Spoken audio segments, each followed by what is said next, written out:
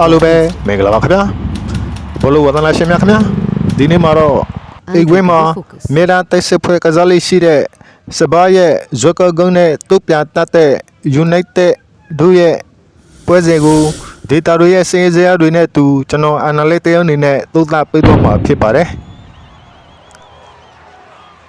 ဒေတာတွေရဲ့စင်စရာအရာစပါးဟာသူတို့ရဲ့အိတ်ကွင်းအသိမ်းမှာ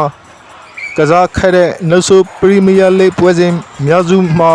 ပွဲတိုင်းလိုလိုဂိုးသွင်းယူနိုင်ခဲ့ပါတယ်။ထို့သဖြင့်အေကွဲပရိသတ်ရှိမှတိုက်စစ်ဆင်မှုကပုံမများဆိုင်ပြီး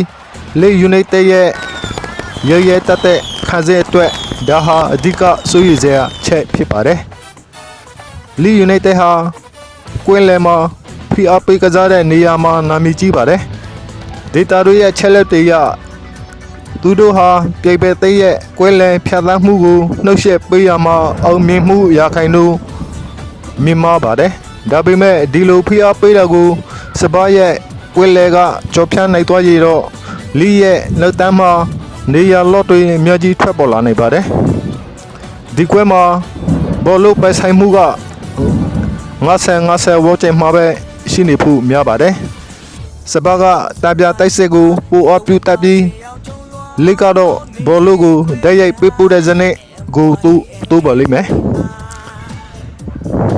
ဒေတာတွေရဲ့အမြင်ရစပါးတိုက်စစ်ရဲ့အဓိကလက်နက်တွေဖြစ်တဲ့တိုက်စစ်မှုတွေဟာခွေရရရင်ရတယ်လို့ဂိုးပြောလဲနိုင်စွမ်းမြင်မာပါတယ်လေယူနိုက်တက်အနေနဲ့ဂိုးသွဲခွက်တွေများကြီးဖန်တီးနိုင်ပေမဲ့စိုးသားပိုင်းအားနည်းချက်ရှိနေတာကိုဒေတာတွေရဲ့အစင်းအစဲတွေမှာတွေ့ရပါတယ်ဒါကြောင့်ခွေရေးကိုဘယ်သူကပို့ပြီးအမိရသုံးချနိုင်မလဲဆိုတာစောင့်ကြည့်ရမှာပါပွဲမတိုက်ခင်ဒေတာတွေရဲ့နှုတ်ဆိုတဲ့တွေအရနှစ်သိန်းစလုံးမှာအဓိကခန်းစစ်ကစားသမားတချို့ဒဏ်ရာပြဿနာရှိနေပါတယ်ထို့သဖြင့်စပါးရဲ့ဗဟိုခန်းစစ်မှာပြောင်းလဲရှိနေသလိုလီရဲ့တုံပန်တိုက်စစ်မှာလည်းအဓိကလူမပါဝင်နိုင်တာကပွဲရဲ့ဖြေကိုပြောင်းလဲသွားစေနိုင်ပါတယ်ခြုံငူကြည့်ရရတော့စပါးဟာသူတို့ရဲ့အိမ်ကွင်းမှာကစားရမှဖြစ်လို့လူစရင်အရာရောကွင်းနေထအရာပါအသာစီးရနေပါတယ်